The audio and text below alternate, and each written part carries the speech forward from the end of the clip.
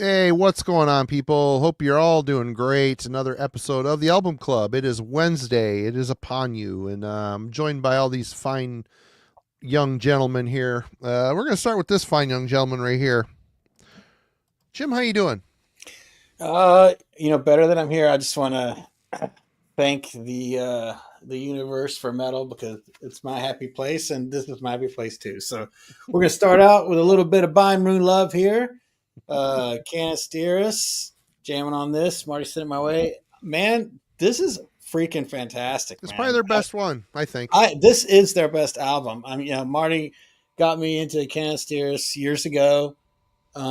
These guys have outdone themselves, man. I mean, there's so much to talk about. The interesting riffing, the additional musical accompaniment, the violins and cellos, the keys, the different vocals going on. There's the choir vocals. The drumming is fantastic on this. They got a new young drummer playing for them. I mean, man, there's so much going on here. You guys have got to check this out. It came out late in 24 December. So if you haven't heard it yet, highly recommend. This is going to be getting multiple spins from me. I really enjoy it. Even the cover, man. Yeah, I love the That's cover. that's a killer cover, dude. Look at that. Yeah. That's metal AF, as they say. So Glad you um, like it. Glad you like it. yeah, I love it, man. It's awesome, dude. And I also picked this up. This is Pure Summoning Worship. This is Theoden's Reign. I don't know if you guys have heard about them. Their first album came out a couple years ago. Pretty good. I wouldn't consider these guys in quite in the class of Kaladin Brood yet or something, but they're on their way. This new record is like a huge step up from the debut. But yeah, if you like summoning, like I said, these guys, they are not summoning, but they are worshipers of summoning, and give these guys some more uh, time under their belts, and I think their profile is going to raise. I really recommend this. Is really good. Theoden's Reign. It just started became available on last week from Nuclear War now still has copies. Very limited pressing, so if you like that kind of stuff, Kaladin and summoning, then yeah, I would get this. Huh. Interesting. Yep, really dig it. And of course, with all the Satyricon talk last week, I had to pull out some Satyricon myself. Got a little bit of volcano going on here. I'm a Yeah, snake. I'm a sneaky snake. Sliggy Snake, man. And weirdly, man, and I was listening to this streaming as well. For one of the songs is like they pulled it. It's not on YouTube or Spotify. The Repined Bastard Nation. I'm like, why is that song not on there? I read the lyrics. It sounds like a political song. I have no idea, but I don't know if anybody in the chat like knows why that song isn't on the streaming services. I'm curious to know why. But anyway, I like Latter Era Satyricon. I think this is a great record. It's fun. It's catchy. Fuel for Hatred, man. I just love that song, man. It's Yeah, awesome. it's a good song. But there's a lot of good bangers on this. But anyway, that's what I've been spinning. So Right on.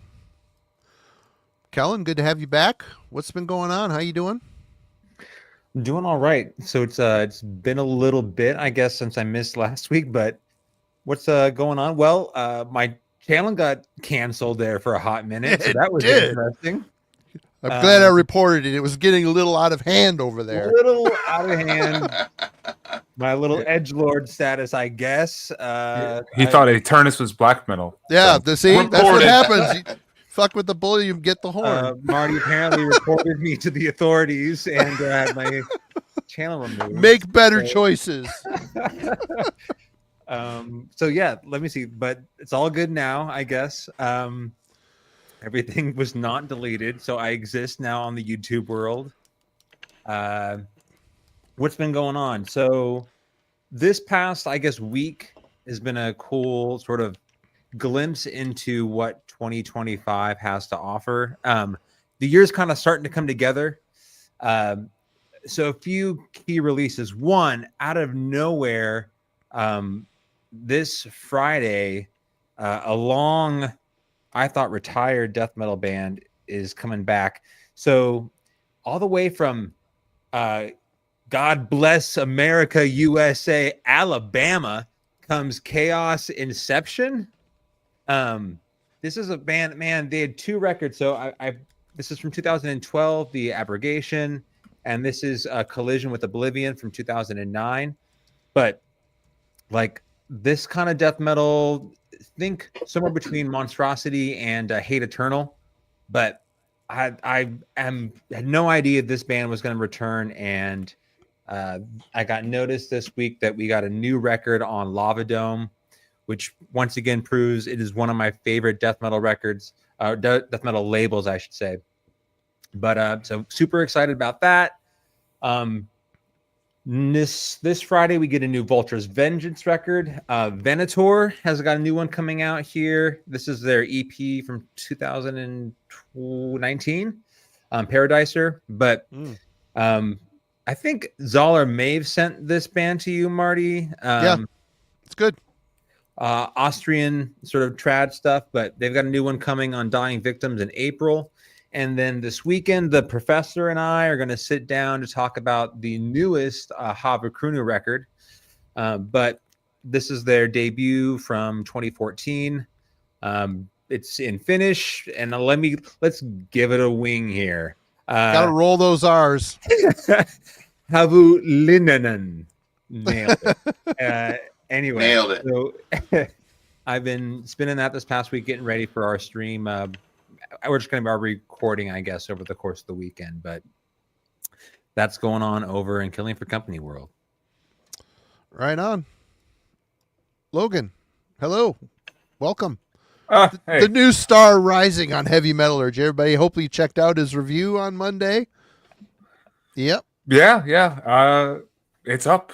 I've been busy this week. It's been a busy week. It's been an exciting week. A lot of my listening has been shaped by what is going on. Marty already plugged the review for me, so I don't have to fully dive into that. But I've been jamming some of Active Impalement's earlier stuff, in addition to their new album, Profane Altar.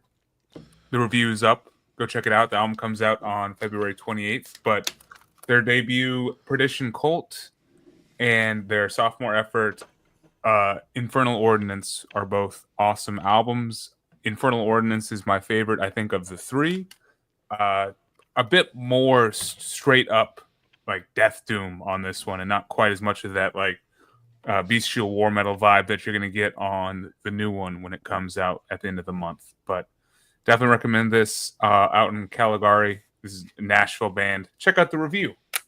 Let's see what else is going on. Oh, my beer is getting warm. One sec. Sorry, guys. Let me just make sure. Don't drink it fast enough. You're doing it all wrong. My bad. My new koozie. Oh, look at that. That logo reminds me. I'm partnering with Eihwaz Recordings now. We're doing some releases and stuff coming up, long term down the line. But I am familiarizing myself with some of the back catalog of Jim's label, and God, he's got some good stuff. Pestifear was the one that I knew of beforehand, and when I was absolutely excited to be, getting and diving into more.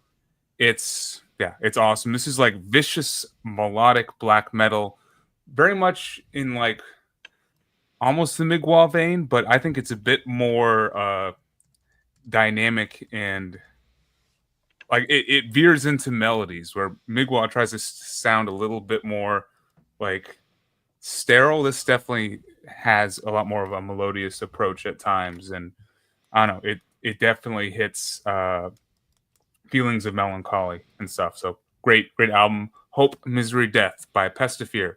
Get it on Eihwaz. And then we got this is Marsh Dweller with their Wanderer album. This, I think, is my favorite thing that I've heard off of Eihwaz so far. It is kind of just all over the place in a good way. It's definitely black metal at its core, but it goes in a lot of different melodic directions and interesting songwriting. So very ambitious album, very cool instrumentally, very clean instrumentally as well. So impressive packaging. And it also comes with a poster. So Go check out Eihwaz. Shout out John Kerr. Shout out John Kerr. And then here's proof that heavy metallurgy works. I picked up Strapato. Nice. Nice. The best 23 minutes of straight up simplistic thrash, pre-death, whatever crossover you want to call it. It is what it is, and I love it. There was a pissed off German about a review of this. I don't know if you guys saw it, but Yeah. Jurgen made a rebuttal. Go check out 6 Beers, 9 Wives. He's just playing. It was fun. Yeah, it was good video. Good video. Yeah, fun. Unfortunately, the version I bought came out on Triumvirate of Evil, and the track listing is all fucked up. I should have looked a bit, tougher, but this was like $9, and I didn't check what the track listing was. But it has Disintegrator and Incinerator as the first 2 tracks, and it doesn't even get till the title track until track 8. So, yeah. Oh well. Now you know. Check the pressing. And then one final announcement for this busy Metal and Beer Snob. This Saturday on my channel, I am doing a Faith No More ranking and discussion with Chris, Depeche Commode, dudes in the chat, saw him a little bit ago, and Necrotic Nick from Thralls of Metal. So check that out this Saturday at 9 Eastern. And I'm getting into some Faith No More that I don't often listen to, like their debut, We Care a Lot, and their latest album, Sol Invictus. All Right on. I'm good. Yep. TJ, how you doing? Well, I'm not thoroughly convinced I don't have pneumonia, but I'm not dead yet. So I hurt my lungs running a snowblower in 0-degree weather yesterday. So I'm gonna be coughing and wheezing a lot tonight. So just enjoy it. Maybe you get lucky, I'll keel over for everybody. I didn't listen to a lot album wise this last week. Other than this Venenum record. I did listen to Death Breath, Let It Stink. If you know, I guess it's Nika from Entombed, and it's just skanky old death metal. It's really cool. And then I don't know, a lot of bands got a lot of singles out, and I've just been checking out a lot of stuff on Spotify. Septic Flesh has a new single out. Night has a new single out. Sadist, they got a new single out. Something to Pierce is really cool. And then I checked out, and now I might catch some hell for this. I have never listened to this band, and I always assumed they were just another one of those new deathcore bands that all the kids like, and so I just kind of ignored it. And one of their songs came across my feed, and I haven't listened to the record, but the song kind of blew me away. It's Fallujah, and the song's called The Void Alone. I had no idea that they were so technical, and it's not quite what I expected. I was pretty blown away by it. I'm gonna break down and listen to the rest of it, and then just tons of random Devin Townsend project stuff. I just love so much of the stuff he does. It's Kingdom and Hyperdrive and stuff like that. So I've just kind of been all over the place listening to singles and just digging into this record. So that's about the extent of it. All right. Well, for me, we just did a big What's Spinning shindig this past Friday. So other than this record, I haven't spun a lot of new stuff, although I will say that I have gotten into this new Dream Theater a bit. I've been watching, I like Portnoy. I think I like his attitude. I think he's a funny guy, super talented guy, and I've been watching a lot of his stuff on Drumeo and other things, and so I'm checking out this new Dream Theater. My interest is peaked, and I've been listening to it. It's really good. It's a good record. It's proggy, but they don't go crazy with it. They never lose sight of the song. Yeah, I own one Dream Theater CD. It's a Metropolis Part 1 or 2. I don't know. I've listened to it a couple times. It just kind of sits on my shelf, collects dust. But pretty impressed with the new Dream Theater. Musically, it's tuned down a bit. It seems heavier than the stuff I've heard in the past. Really great riffs, of course. Drumming is fantastic. It's good. Am I going to run out and buy it? I don't know. We'll see. But what else have I got here? Yeah, this just came in the mail. Aldridge, For Death and Glory to the Gods I Cry. This album is a ripper. Holy crap. It is excellent, fierce black metal with some folk elements and good atmosphere. It's just really well written, really well paced. The folk doesn't overwhelm anything. The black metal is really well done. Good, solid production. Excellent. Really good CD. Awesome and record. it really is an awesome. I've got all this stuff on CD. But yeah. And this one hit the player here the other day, Heading North by Storm Warrior. Again, this is old Kai Hansen era Halloween worship. As they've gone on, it's still there. The influences, I don't know. I wish I could say they're becoming more their own band, but no, they're not really. They're just a really good kind of tribute type of band. I've got five of the records now. It's good. Really good. Speed metal-ish. Power metal.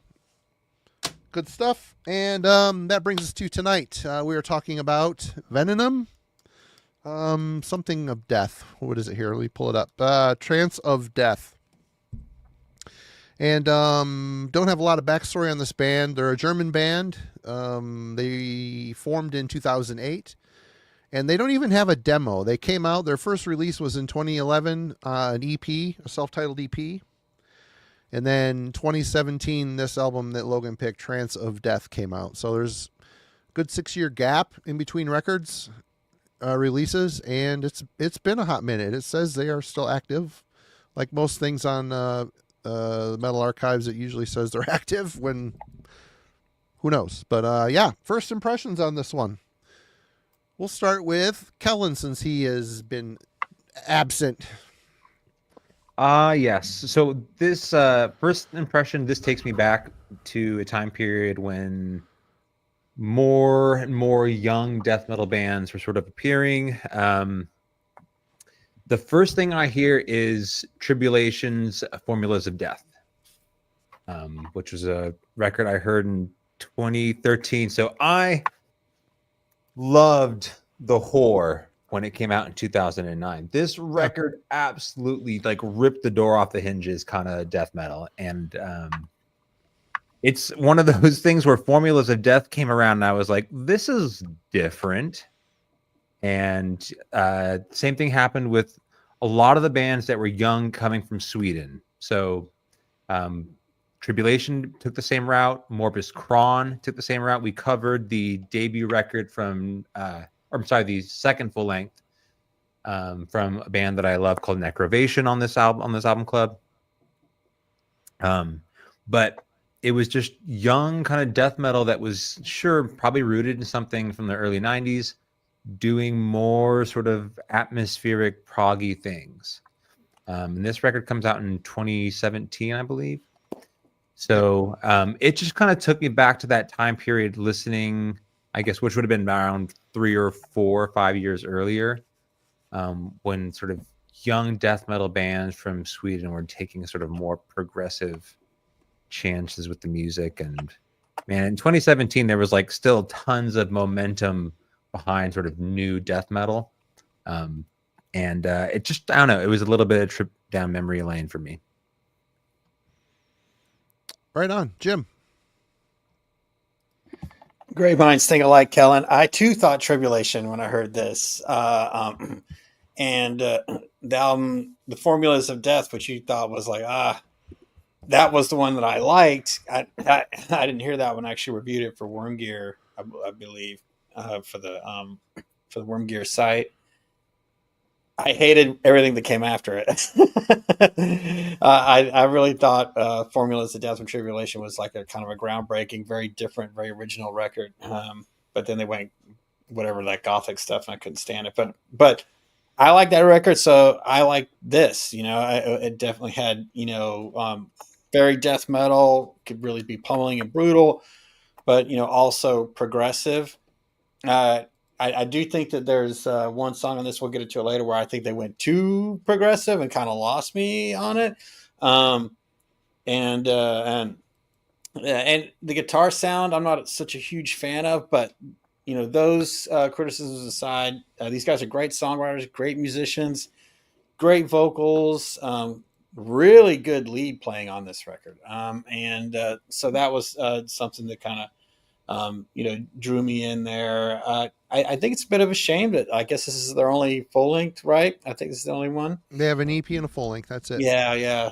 But yeah. Those are definitely my first impressions. I was like, oh yeah, it sounds like second album from Tribulation, which again, for me, that's praise and good musicianship. It's not a perfect record, but yeah, I dug it.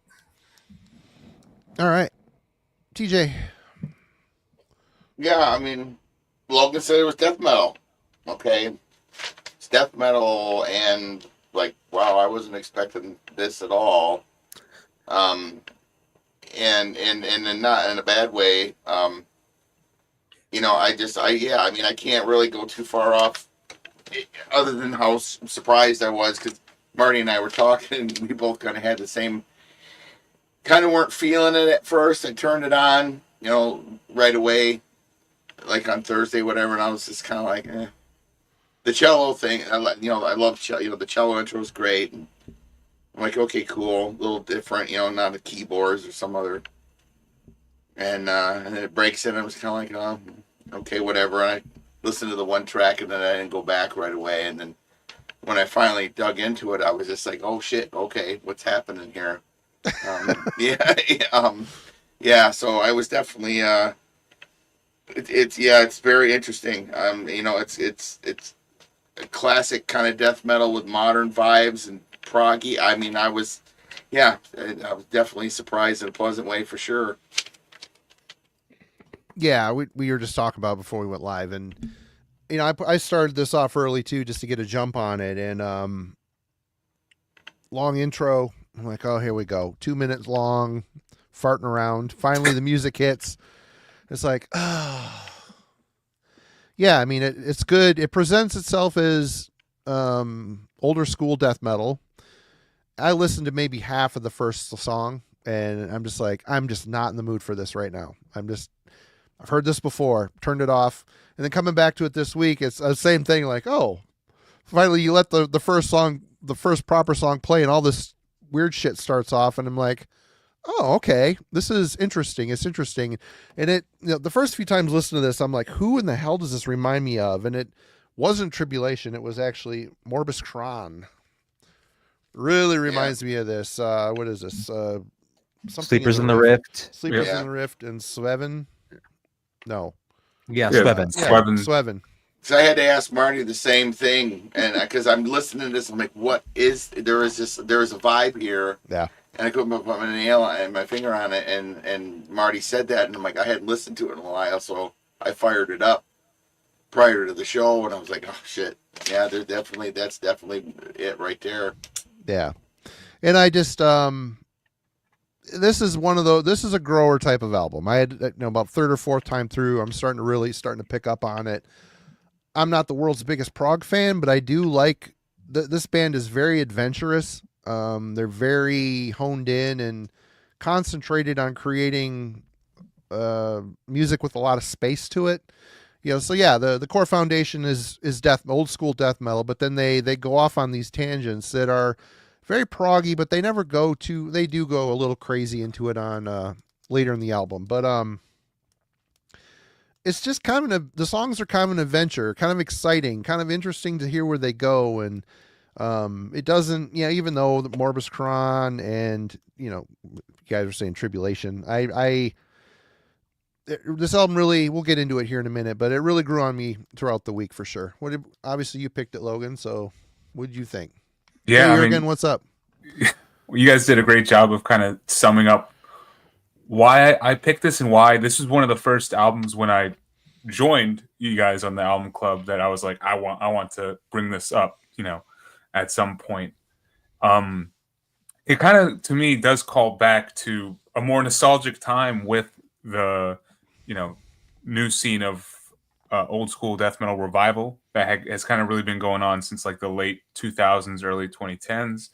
And to me, it takes me back to a time when bands were coming out with exciting different takes and unique albums in the scene that would immediately grip me. This was a favorite of mine when it came out. It was in my top 10 for 2017, and high accolades back then for sure. It had been a couple years since I've actually given this a proper spun and really dove in, because this is definitely an album that requires some attention and some focus. Mm-hmm. But I kind of wanted to see if the hype that I originally built up around this, still held up. And upon the first listen, I would say it does. And I think it sounds even more relevant these days, considering, the number one death metal album from last year has similar vibes, similar choices in songwriting sometimes. So, yeah. But I think it's pulled off a bit, cleaner and not as jaggedly on Trance of Death, which probably the reason why I ended up actually grabbing this was because of the artwork back in the day. Like, fucking awesome album, and it pays from owning on physical, because this is the full layout, some kind of like Night Spectre thing. Awesome album cover and cool presentation. So definitely excited to hear everyone's full thoughts about this tonight. But honestly, already on the first impressions, I'm, it's already happening. What I was kind of hoping. So, cheers. Right on. Well, what do you got for us? And I do have a question. Yes, speaking of death metal and how it's changed since the 2000s and 2010s. Calling the modern death metal scene oversaturated is very common these days, but I think it glosses over unique scenes and bands that have occurred since this genre's revitalization. How do you draw genre lines in the current death metal scene? Surely it's not all new wave of old school death metal or OSDM revival to you. What styles and subgenres of the modern death metal scene do you prefer, and what styles do you not? I'm kind of just curious, like, what is your current take on where the revival death metal kind of is in 2025? Jim. I think there's just a lot to be had. Anything that you want, you can get now. If you're into brutal, slash slam, there's tons of that. If you're into progressive death metal, there's tons of that. There's plenty of bands from that actually are old school that are still playing and putting out good records, like Immolation. There's bands that are newer that sound, like Immolation and crossbreeds of other great 90s bands. And so I hear what you're saying. You can complain about it, but just metal as a whole, the internet kind of blew it wide open, and now it's it was always a worldwide phenomenon, but now there's just so much access to it. There's a lot more people being inspired to pick up their instruments and create their own versions of what they've been fans of and listening to. So I don't have a problem with that. I just wish I had the time to listen to more, because I feel like I'm always missing out on something cool. And I do in a way miss the days where the search was harder. You had to get out, go to a store, and take chances and blind buy and stuff like that.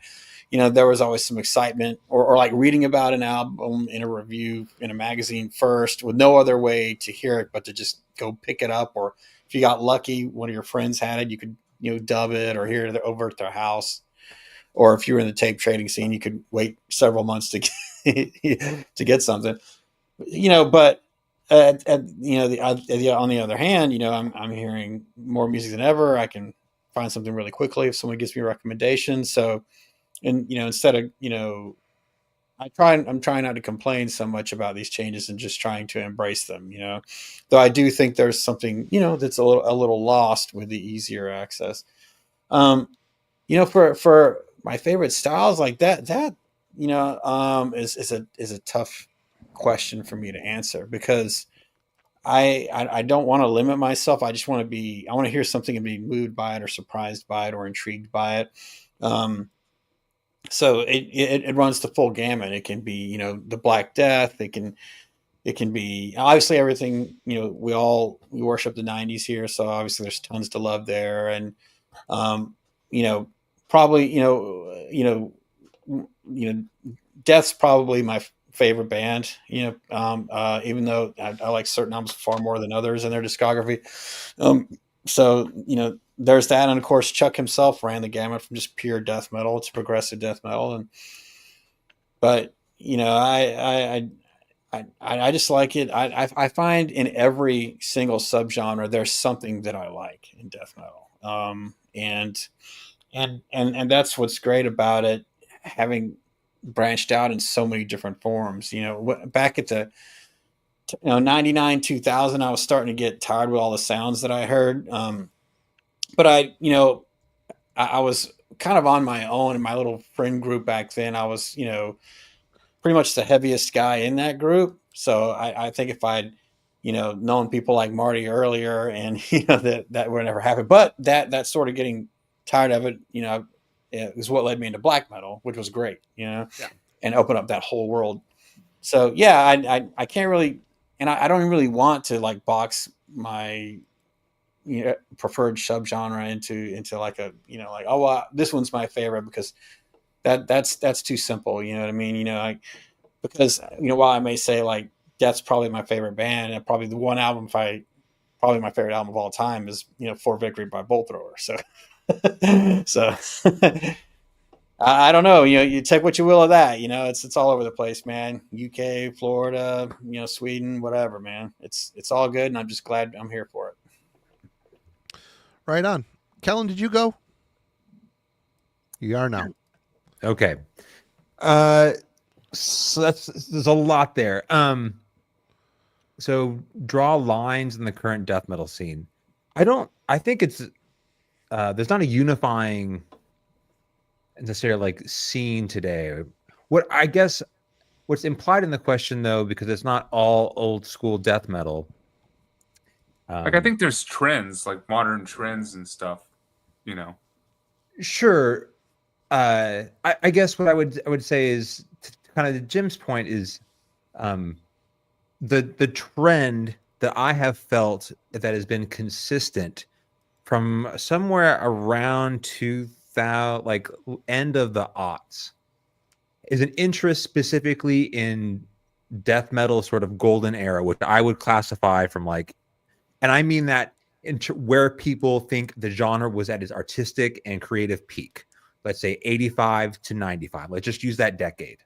I know I'm kind of glossing over, but like what happened in my eyes was there was a dramatic shift towards what bands were doing in the 2000s, and things were far less concerned with the kind of sort of pushing new boundaries.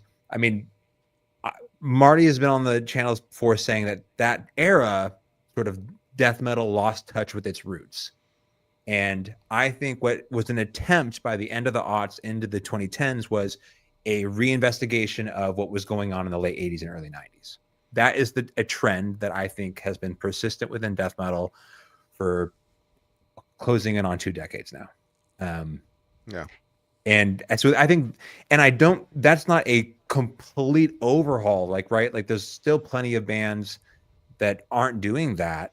But I do believe what's implied in your question is a sense of fatigue that we feel culturally.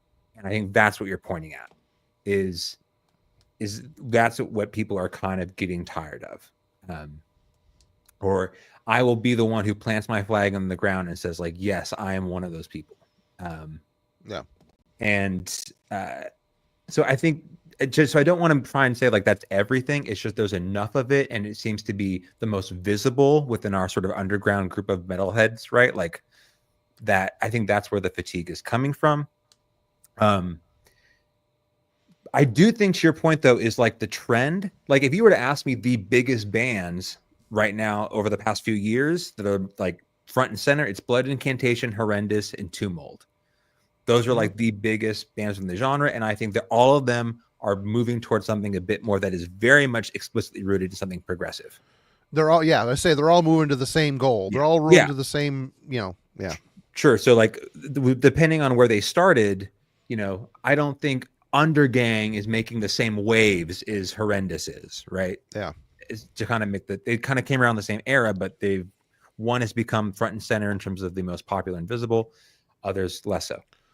Yeah. Where my preferences lie. Okay, so I think I'll be quick about this. I am someone who loved what was going on with Unique Leader in the late 90s into the early 2000s. I can't do deathcore.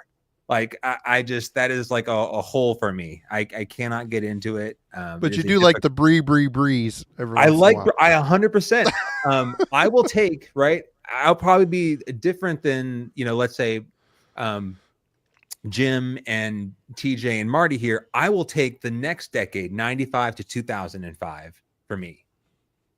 That's the most, I'll take that decade in terms of the most, if you were to ask me a desert island death metal, that's the decade I'm pulling from. I'm not pulling from the late 80s and early 90s. So that's just my preferences. But if you're that's the kind of style of death metal I'm into. I'll take the Brazilian scene and the Polish scene and the more extreme sort of blackened stuff that was coming from the States. But I don't, what I don't like and I cannot get into is like when hardcore and technical brutal death metal kind of came together, that side of the death metal scene today, it's not small, it's a big thing. But it's the side of the genre that I just cannot get into at all. So if you're going to say like, you have to strike one from the wall and I'm not going to listen to it, don't bring a deathcore record to me and hope for a favorable review. I'll strike that one. Right. All right, TJ. Yeah, I mean, I'm not sure how to approach this question exactly. I mean, Jim summed up a lot of my sentiment, with oversaturation and how things have changed and wanting to embrace just kind of how things are, but then it's so tough because you just can't keep up with everything. And to Logan's, query in this, the bands that are coming out, there's a lot of great bands, that might get glossed over. And in me, it's like I'm perpetually always, every time I open Spotify or Bandcamp, I'm always looking for new stuff all the time, but I'm always defaulting to the classic stuff. I'm always, when I really want to listen to things, I'm always going to fall back to, my top fives or whatever, Dismember and Bolt Thrower, whatever. So for me, it's just, and as far as what I will and won't listen to, it's like, it really just depends. I mean, for me, I'm just like an album guy, bands that have their roots in, like the brutal, quasi-brutal, like at that band Afterbirth. They kind of come out of that, but those last two albums they're spectacular. He maintains that kind of vocal presence that's really typical for that style, but the band as a whole is so much beyond your kind of typical jazzy. Yeah, and it's so good, and it just that style, which can be so ridiculous to me. It just they take it and make something so much more out of it, or Devourment, what's that last record of theirs that we Eternal Majesty? Yeah. Eternal Majesty.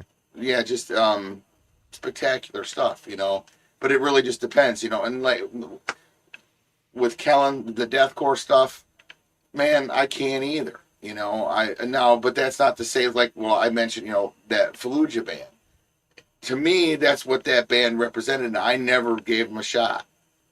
Never listened to any of it. And I just always kind of assumed it was one of the kids' bands. And it was just like, it's what the kids are listening to. And it just, it popped up on Spotify this week. The art on the album looked really cool. And I let the song run, and I was like, holy, just wow. I was just totally blown away by the track. Yeah, Obscene Majesty. Yeah. And I said Infernal Majesty. yeah, man. I was thinking of Jurgen's shirt. Jurgen's shirt and his lambasting of the crew. But yeah, we love you, Jurgen. But I'm willing, it's like there's so many things that I will listen to that, it may not necessarily, it just depends. If something hits me right, I'm a sucker for a hook. I'm a sucker for something that's really well put together. And my taste can run the gamut sometimes. And Marty, Marty gives me so much shit because it's like some of the goofy shit that I do listen to. And that's, and that's relative. We all have it. We all do, We have friends that have worse listening habits than I do, but then I'll come back and end up liking, like, why do you like this but you don't like that? I'm like, just doesn't hit right, So I don't really draw any lines on anything per se, other than what I care for and what I don't care for personally. So, other than that, I mean, yeah, I don't know.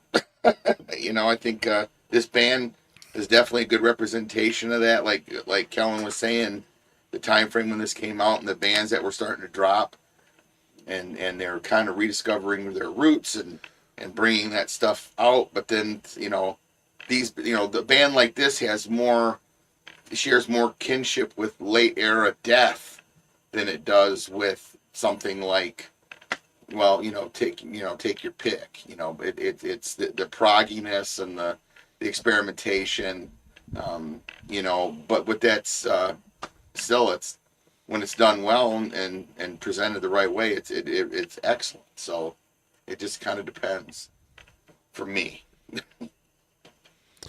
Right on. It's just what is going on now. I think death metal has the tendency to, they say everything's cyclical. Well, I think death metal circle's it's a smaller circle.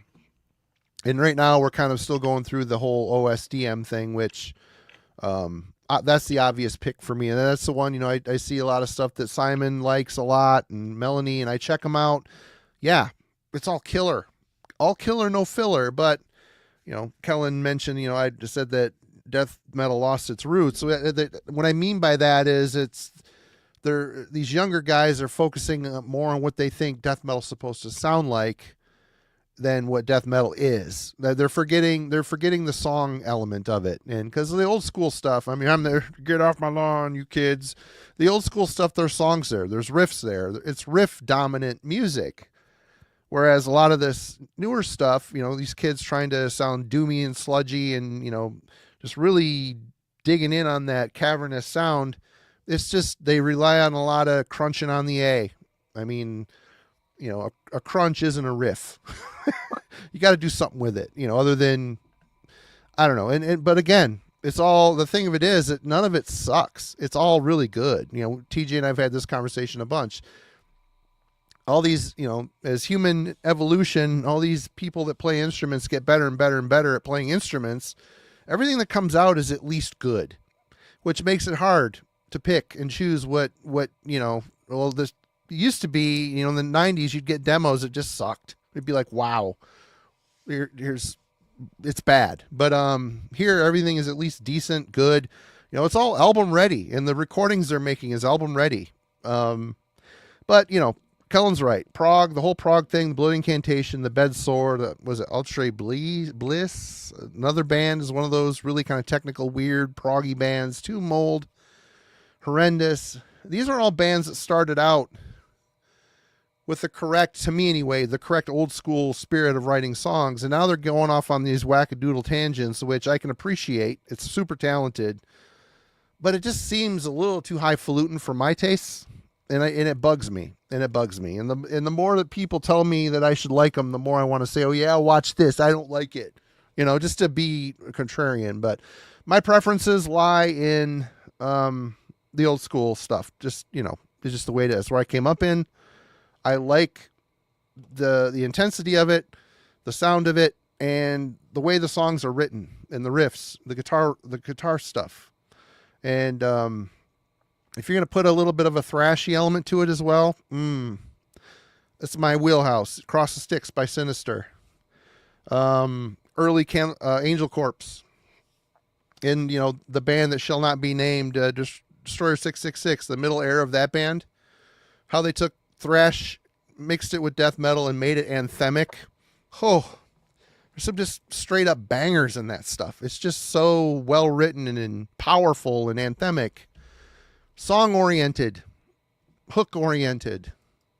I don't know if I answered your question, but yeah, Logan, your thoughts on your own question. Hey, I think this might not have been my best question overall. I could have honed we've it gone. a We're little almost bit better. an hour. We haven't even gotten to the album yet. Oh, So okay. Let me sort of roll it along then. We're good. We're good. I guess the main point is I just wanted to kind of wax poetic on where we are in death metal right now, and the fact that the internet has just blown the whole scene open. All of it. Yeah.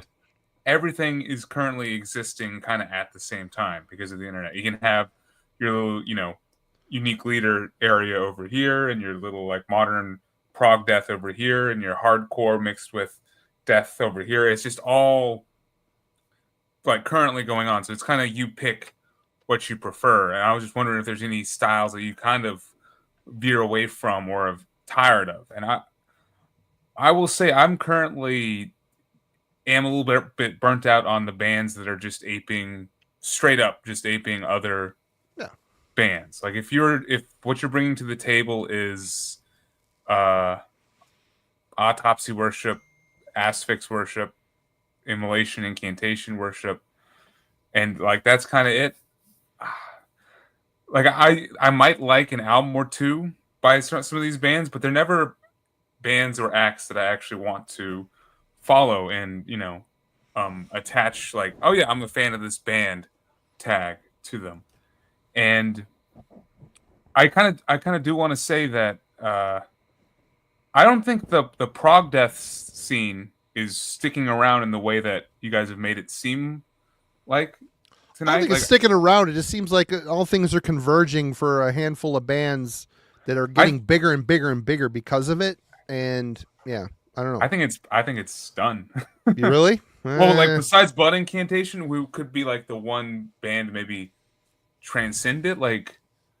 If you look at Spotify listeners and stuff like that, doesn't have quite the same relevance as other bands. I got 200 Stab Wounds here, Sanguisugabog. We could mention Undeath, Frozen Soul. If I could interject, the reason why that stuff is dropping maybe is because you start injecting a lot of serious prog into your music.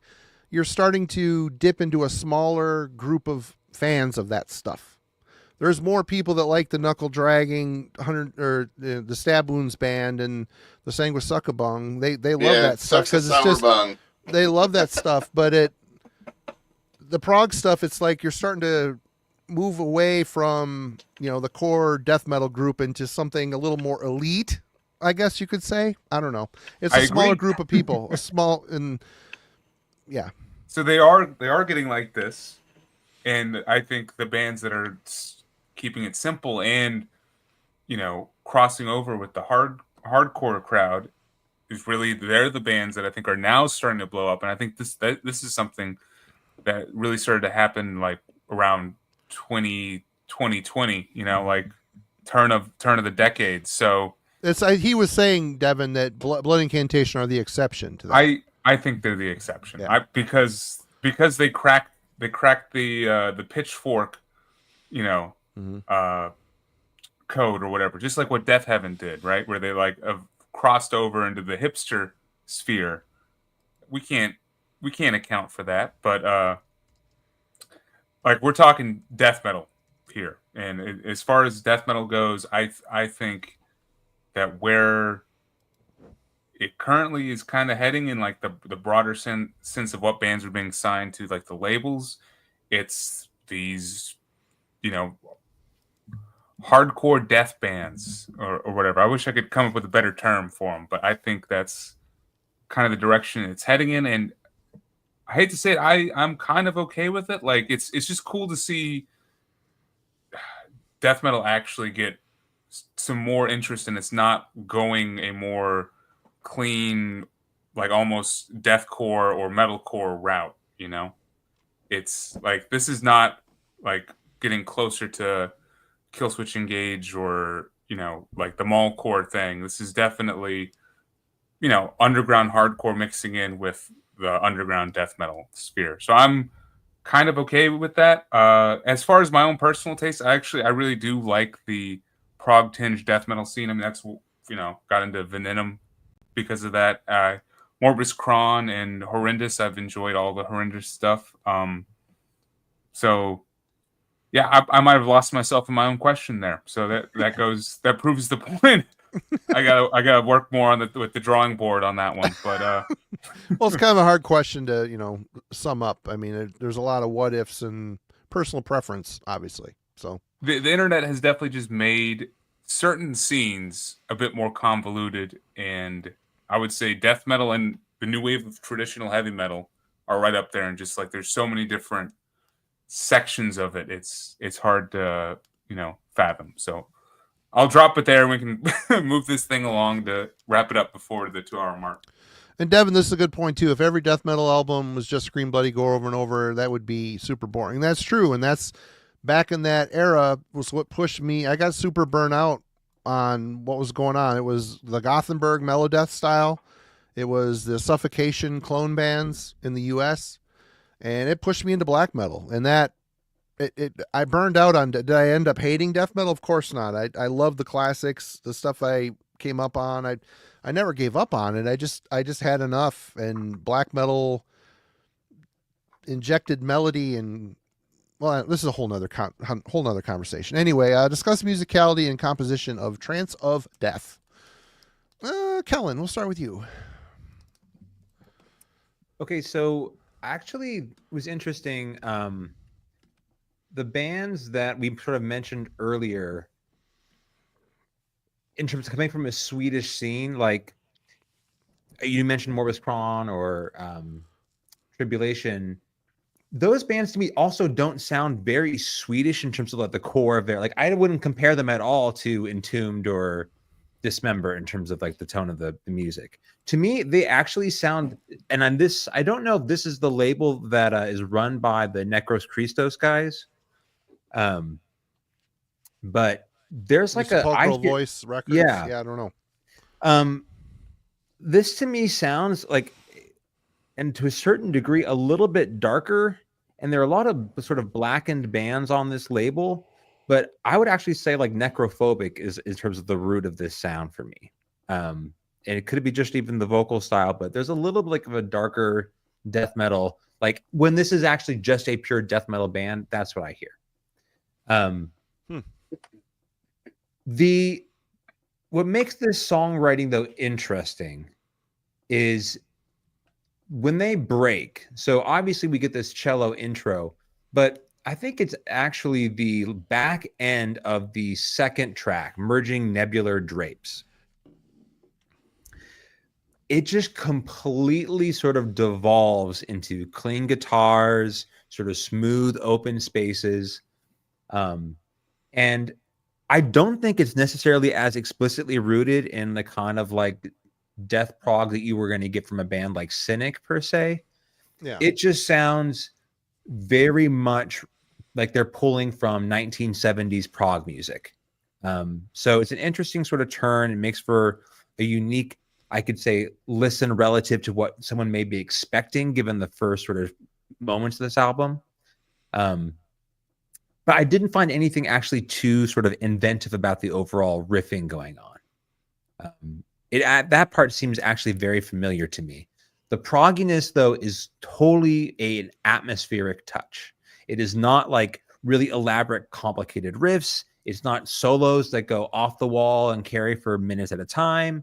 it is very much an atmospheric sort of progressive record for me, first and foremost. So additional keys, we mentioned the cello early on, but the fact that they kind of operate in these open spaces in the midst of all that death metal, I think is sort of the key sort of takeaway with the songwriting here. There's some other interesting moments, like my favorite track is we'll get to that in the end, but Cold Threat opens with almost like a very doomy passage to start. It's very slow. And then that moves towards a little bit more of a sort of a mid-paced gallop thing. But I guess to overall, I just want to say that the progressive side of this, for anyone who's maybe tuning in, hoping to catch like a glimpse of, really busy guitar work, for example, that's not what this record's about. It's much more rooted in kind of like a interesting sort of expansive atmosphere quality. All right, TJ. Yeah, I like that. Every once in a while, I catch some thrashy vibes in some of the stuff they're doing. That Calvin, that merging Nebular Drapes, there's a riff in there that just kind of has a real old school thrash feel to it, and then they drag in their death metal, style with it, but and and the progginess of this, it's cool because it's not too overblown. I think they use interesting textures, and there's a part where I forget which song right now. I might be the same one where they do this weird fade with the drums in the middle of the song, where it kind of fades in and out, and it just achieves a really great feel. They're solid players, but again, they're dynamic, and the arrangements are really thoughtful. There's nothing flashy going on. It's just they put a lot of effort into making these songs very interesting. There are moments when I felt like, were they getting a little bit long in the tooth with some of these? But it's like, I think it's a product. It's a byproduct of what it is. You get into these riffs, these kind of these pieces that are just by their nature bigger. The phrasing in these riffs is just the bars travel longer through the measure. You can't avoid it. So 8 minutes, maybe that's maybe on the short side for some of this, really. But again, and Marty, me and you did discuss this together a little bit. There's some transitions here and there that are a little, I don't know. There's wonky. Like 3. I didn't document them in my notes, Yeah. but there were 3 times where they like really harsh shifts of like, ooh, that was a There's awkward just a couple. transition. Just a couple spots where they're just a little, wonky. But you don't get hung up on it. You don't. They move through it, and the song gets there, and for what it's worth. And then too, this album, it's like it feels like it goes in movements. I mean, because you get through the opening, and it's much more straight ahead death metal. By the time you get to the end, the last 3 tracks or so, it's like 3 separate pieces that are all just kind of out there, but they fit really well in and amongst themselves. But they're pretty far removed from like the front part of the record, but then they're boxed in, the parts 1, 2, and 3, and so they they bookend it, as we like to say. You got the middle track, and that's very just moody and classic rock almost. I don't know, and then it's but metal on the front, metal on the back. So but the album just feels like it moves in separate movements to achieve one goal. But it doesn't feel like it loses itself anywhere. So I think overall, the songs are really well thought out, and just endlessly interesting. And they don't bog themselves down and what they're trying to achieve, because they could have easily really got lost in the weeds with a lot of this. Yeah. Because it's a bit ambitious, especially because this is their first full length, And and this is no testimony to what kind of musicians they are or were or prior, whatever. Obviously they're showing some major skill here, but in so much as the songcraft as opposed to just the pure skill of their instruments. So it's definitely musicality and composition is definitely really well done. All right, Jim. Yeah, I mean, there's no doubt these guys have a grasp of not just metal, but other styles. There's the proggy stuff. There's a little bit of jazz in there. There's some psychedelic in there.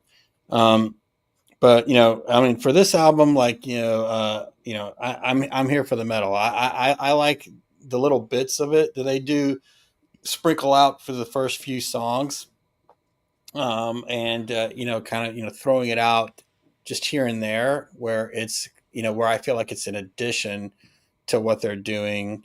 But when they kind of go all in on track 6 and it's like a whole like long song of that, it was too much for me. It was lost. I'm like, that's, I save that for a side project. There's got to be some metal in there somewhere for me, man. At the end of it, it gets like a little more intense, and but I think that it's kind of like a solid, proggy instrumental on its own. Like when I kind of like time boxed it and just listened to it and thought about it, like, okay, outside of the context of the rest of the record, like I liked track 6, Trance of Death Part 2. But in the context of the rest of the album, it was kind of it was a showstopper for me. So I definitely feel like they leaned in too much in it for that song. But that aside, it's just kind of just crusher after crusher. I like how, despite them having progressive influences, like the first 5 songs that they kind of just, the first 4 songs after the instrumental rather, are kind of right to the point, crushing. Let's go, even though, Cold Threat has more of a kind of a slow doomy start. Like it picks up quickly enough, but it's still intense, even though it's slow and doomy. So yeah. And they kind of keep the tempos going, like TJ was saying, it's, a little bit of death thrash in here, but definitely death metal. Good variations of tempos, great cymbal work from the drummer. I think the singer's got a great, just earnest kind of a vocal, it's really powerful, almost like, with low end, but also kind of a wail too at the same time. So I really like that. I do think that they probably listened to, Tribulation and Formulas of Death. I do think they probably listened to Bolzer's first EP. There's a little bit of that on Trance of Death Part 1. I hear like a tiny bit of Bolzer in there.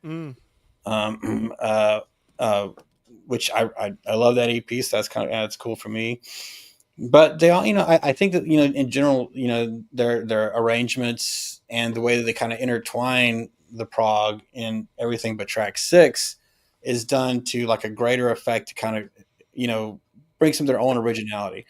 And if you kind of like look past like the riffs and just kind of listen to the leads here, their phrasing is really tasteful on their guitar leads. It's nice and melodic and kind of memorable. Like the more I listened to the record, the more I kind of found myself like, identifying with those leads more and more, and felt that they were kind of lingering in my brain, after I'd get past the song. So yeah, musicality and composition, I think these guys are right on, with the exception of kind of like falling off the cliff on track 6.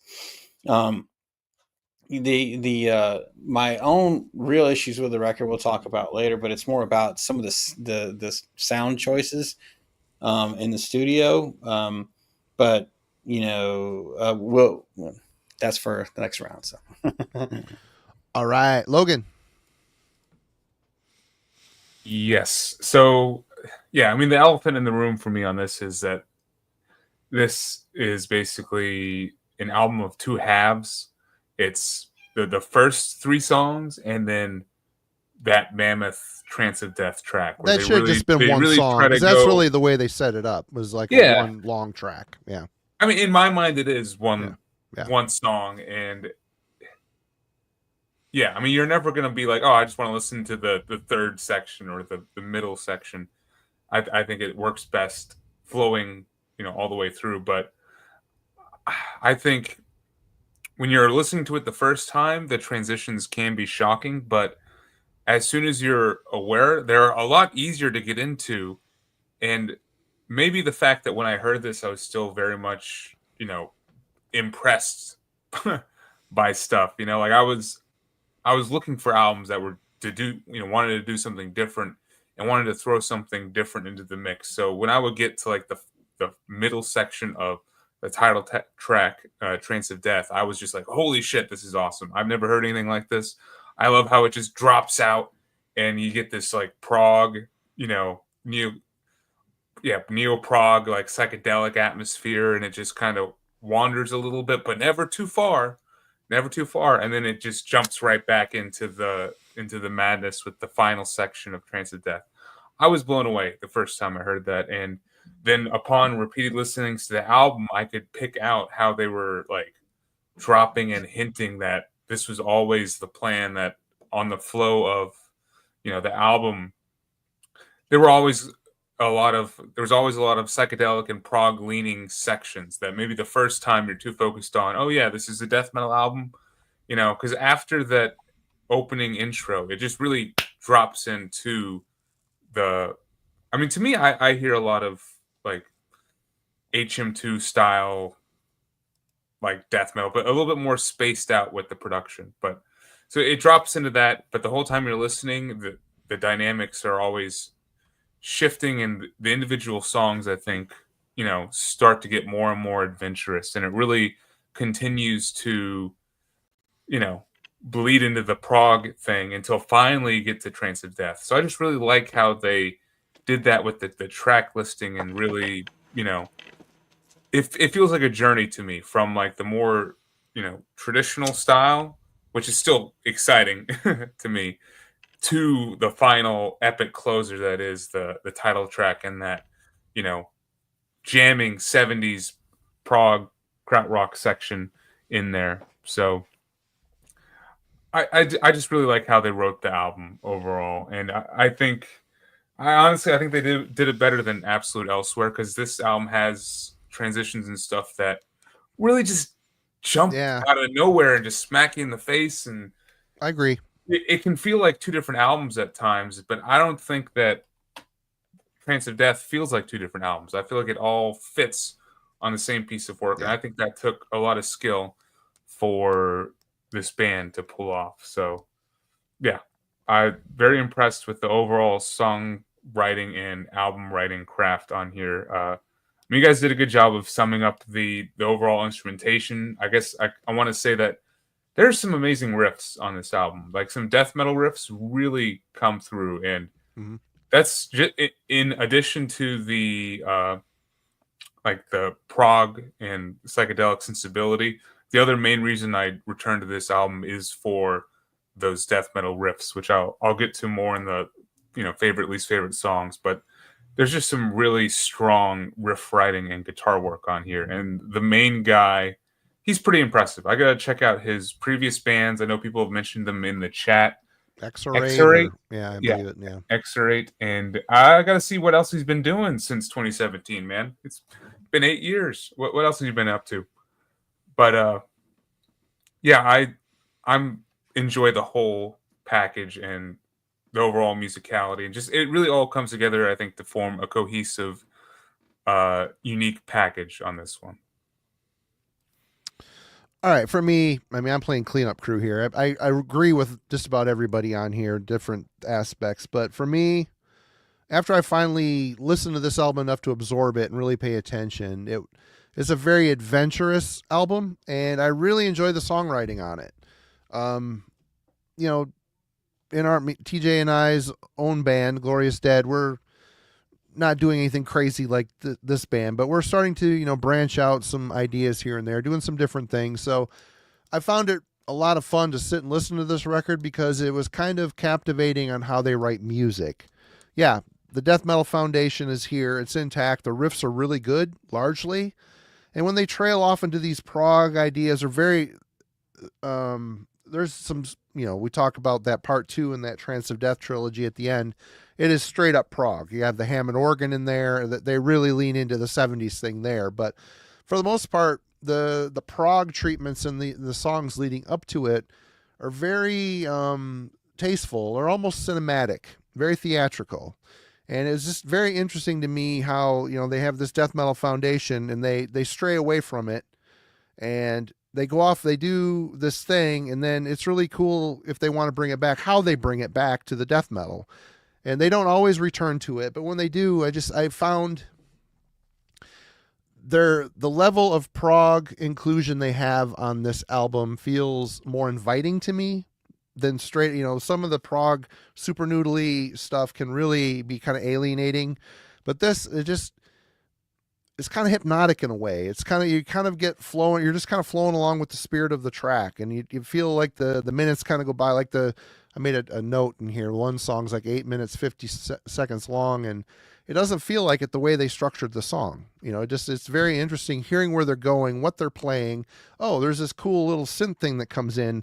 They're not creating melody lines with the synths. They're making like sounds. Like they're making a very theatrical, dramatic, off in the distance kind of thing to interact with the music. It's very cool how they wrote these things. And yeah, for the songwriting, again, very adventurous, a little exciting. And it's always kind of cool to be immersed in what's going on and like, oh wow, I didn't expect the song to go in this direction, or oh, it's really cool how they brought it back. That I found myself saying that a lot throughout the course of Trance of Death for sure.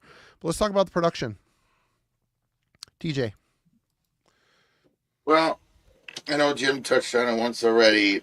The guitar tone in this it's weird, but it works. It's a bit dry. It gets thin at times. I don't know. It feels intentional. They deliver with it, but it leaves me wanting something a little bit more powerful in this. I think the production could have benefited from something, if they had put a little bit more beef into it. It's still really cool. But the mix is very spacious. The reverb, the ambience, it all seems very intentional.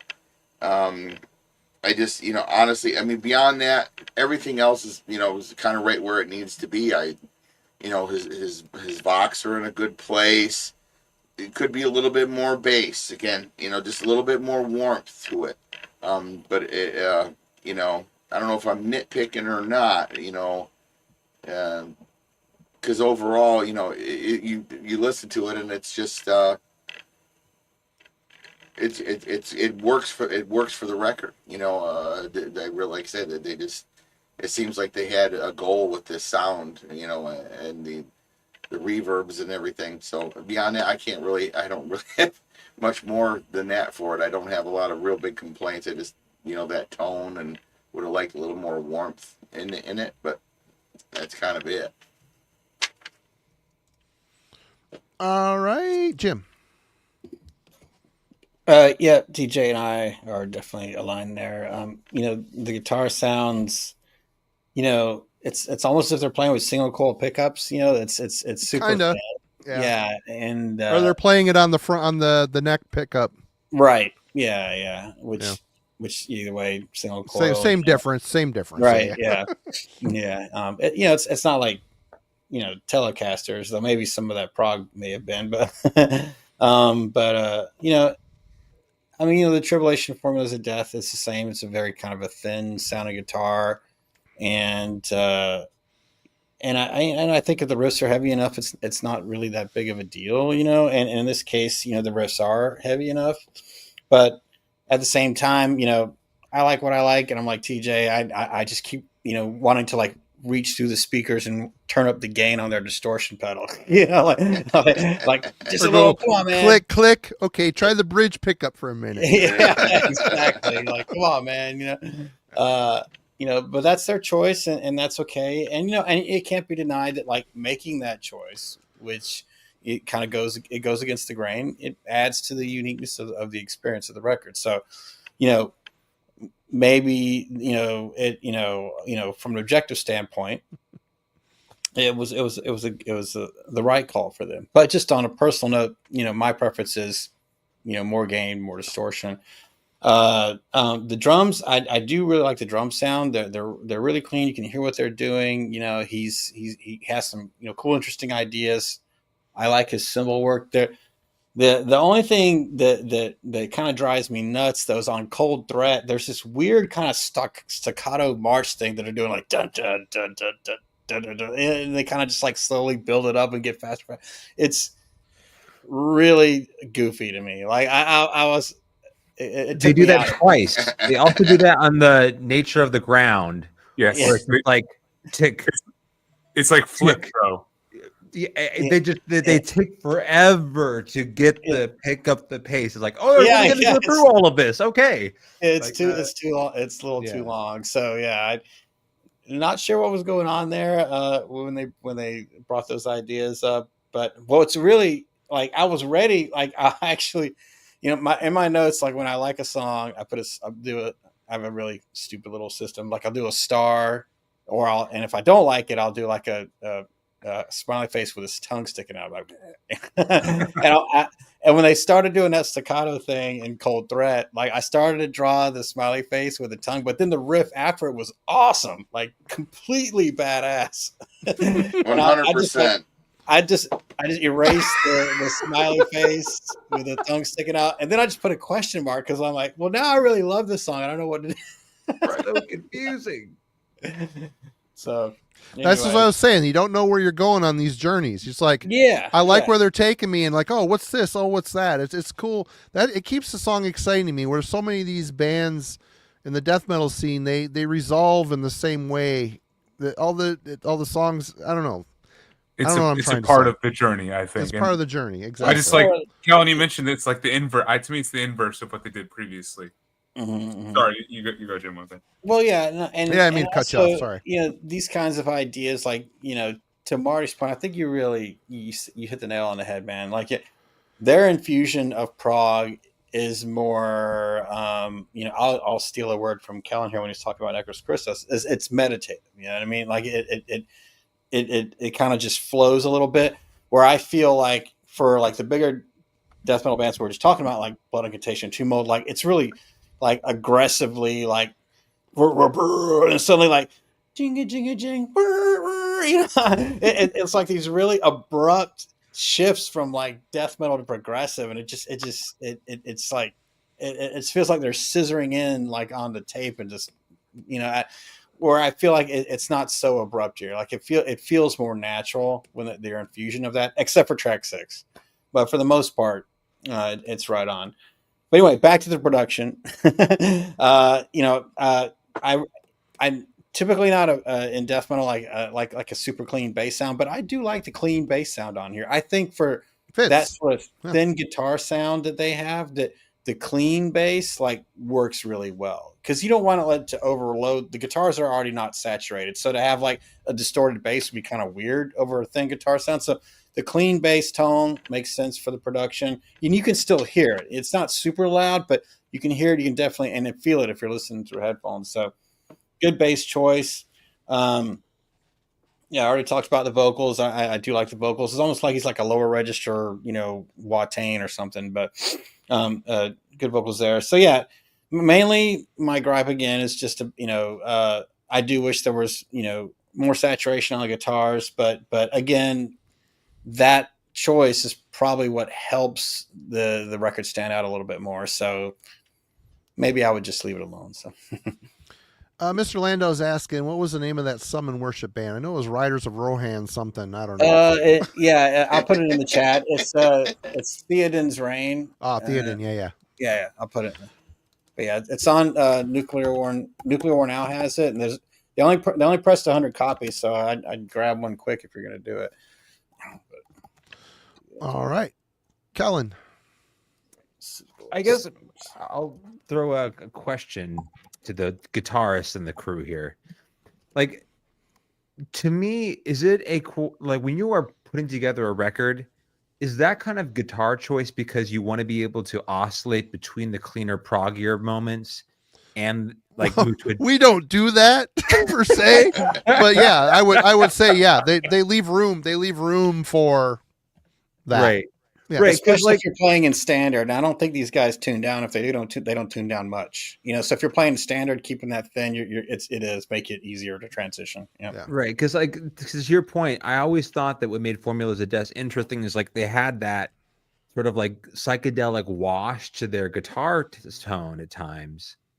And I think this band, because they're also looking a little bit over their shoulder at like 70s prog, if they're making that as a very deliberate guitar choice in terms of their tuning and sound. Because I didn't notice it as aggressively as I think to hear the, Jim and TJ talk about that.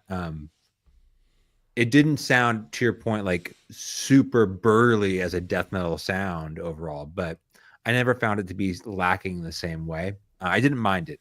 I do think, though, it mirrors what you had to say about sort of the bass tone, Jim, is like there's a smoothness to it. And I think that just also sort of goes along with the guitar choices. Don't mind really any of the other sweatshirts. Nice. Anyway, I guess the one point I'll add here is I do like when this album gets busy, how you can hear some of the other additional instruments going on at the same time. There's the closing track. There are only other worlds, I should say. There's the middle section of that. It sort of jumps off into this sort of blasting section, but you can hear sort of this sprinkling of keys happening underneath that sort of busyness. Mm-hmm. And I think that's a product of a sort of well-balanced mix. Yep. And there's enough sort of modern control over all the instruments going on here. That I think if that had been probably a little bit too rough, right? Like to go back to that great black metal record we talked about with Eternus, you couldn't really hear often. I'm reporting your channel again. This is horse shit. Right. Morgan's keys in that are one of the things we mentioned. They're so buried underneath that sort of really rough guitar mix. And so it's really hard to make out what's happening in terms of her key work there. There's a couple moments on this record where I do think there's enough sort of insight deeper into the mix so you can hear those keys.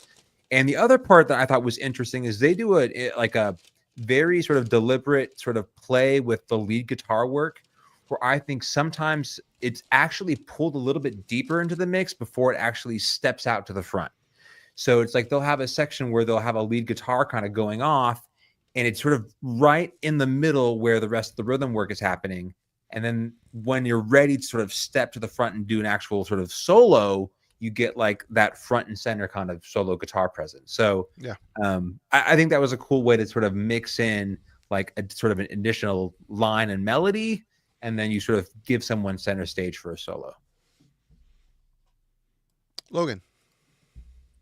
Yeah, so for me, this production is dense and quite out there.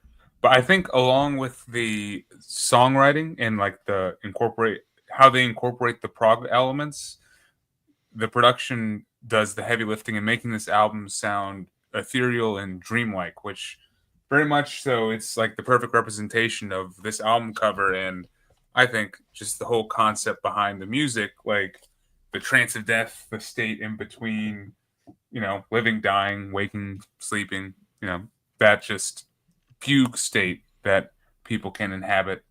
So I really like how much is going on in the production. I think Callan did a great job of summing up the key elements and like the synths and stuff, because they're often present in the background, but when you're listening to the album, you're not necessarily paying attention to it on the first or second or most of the times, but like it is there, and it really helps to create this like, you know, fog-like atmosphere to this music.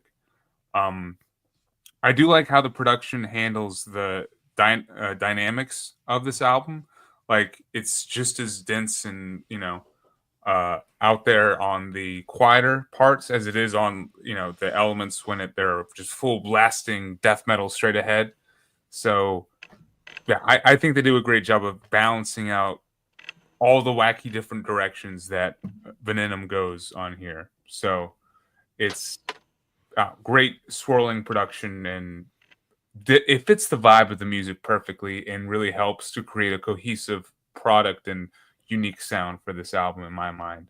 The instrumentation themselves and the vocals, I think, are mixed perfectly. They're all drenched in reverb and psychedelia. I'm not a guitar player, so I can't comment on any of the guitar work. I will say, and maybe this is what you guys are talking about. I can hear like almost like pick scrapes or like this thin like scratching sound on like the first more death metal oriented tracks, like the first 3 songs.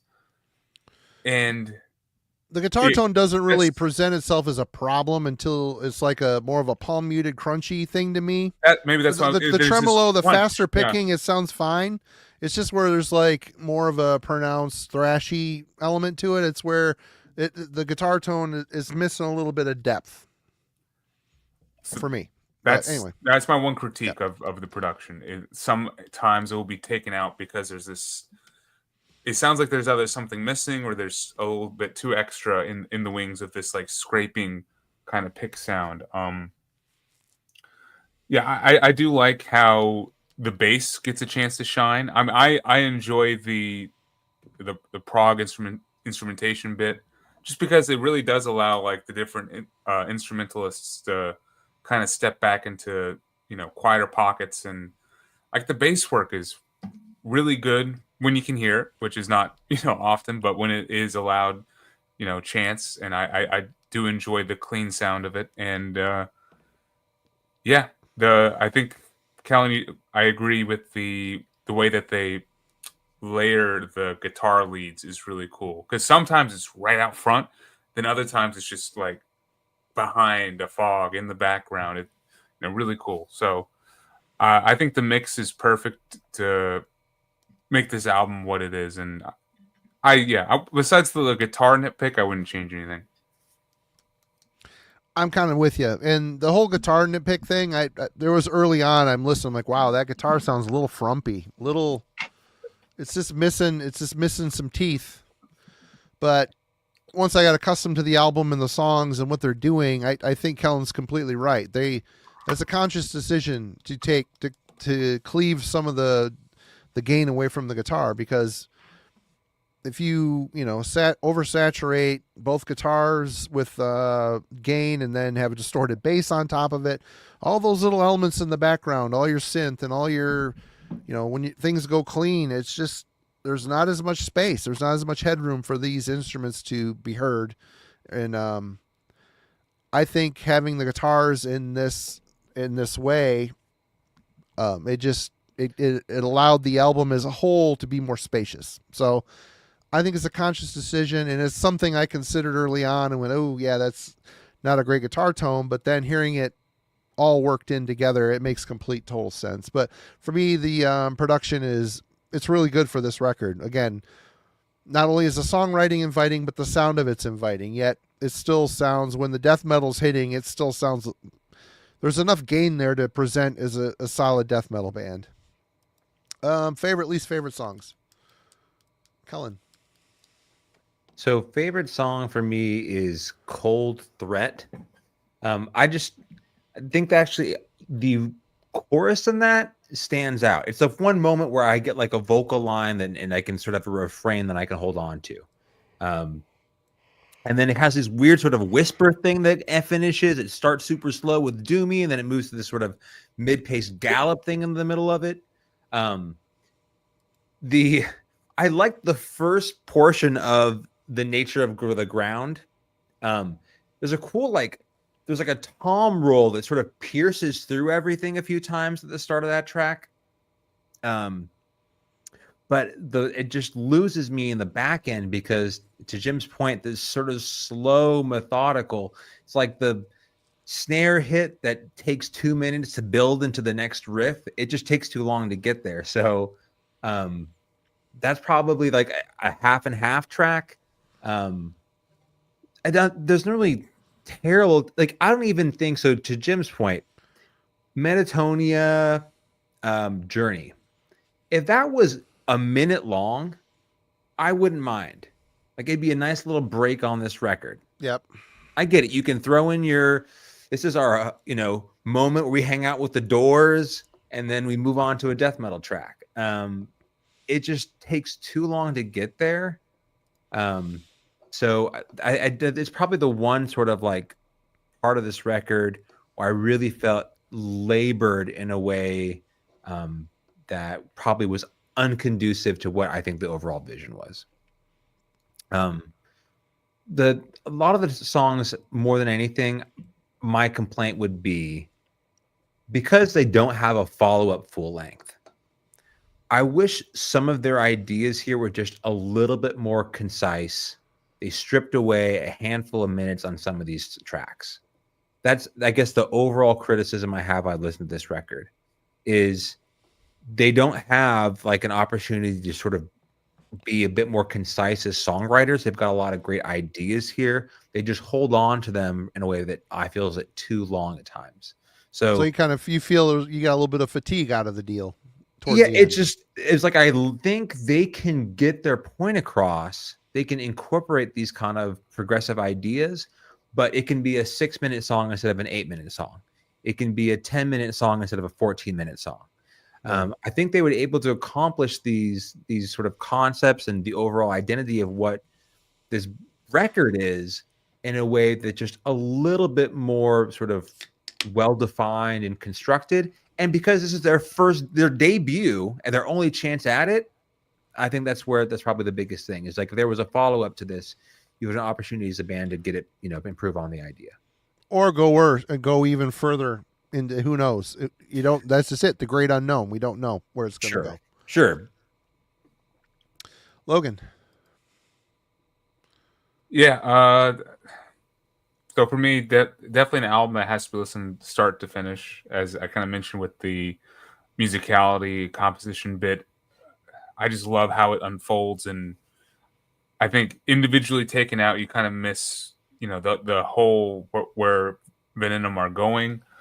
I guess I will go ahead and agree with Kellen's last point. Like, the one gripe I have about this album is there's some fat left on the table. They could have cleaned off some of the sections. Like, the main points I will say is opening full song.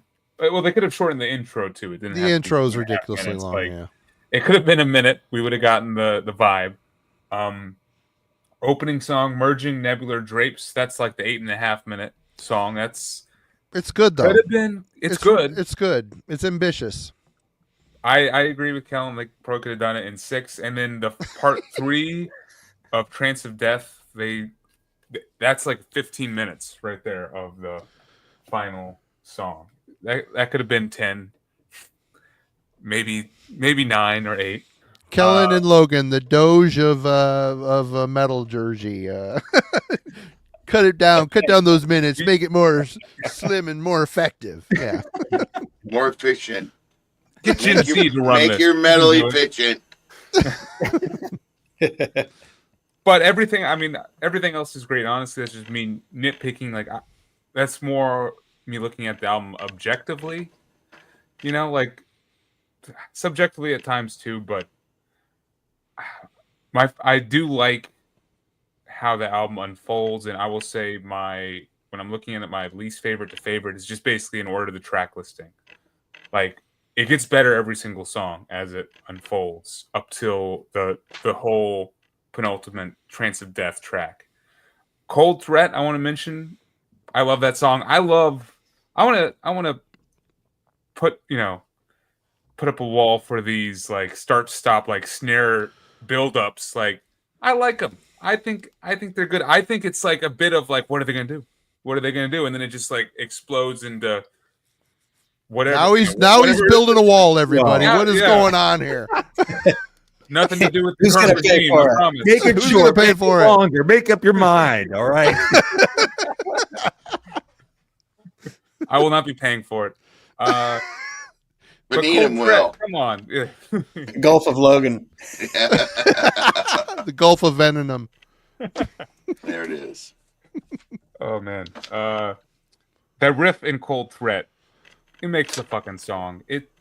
You build up to it, and then the riff comes in, and he shouts "Cold Threat," and I'm sold. That's my second favorite track. My favorite one, if I were to divide up how they do, divide up the Trance of Death in the track listing into 3 parts. Part 1 of Trance of Death is the best part. It's got this like rolling, almost keyboard driven and guitar driven riff, like in the beginning that just builds. It builds perfectly into this charging like monstrosity, and then it kind of dissipates for a little bit, and the bass comes in, and the keys comes in, and then all of a sudden it comes back like just as strong, if not stronger. So I love the opening section, the Trance of Death, the first part, which is called Reflections. There we go.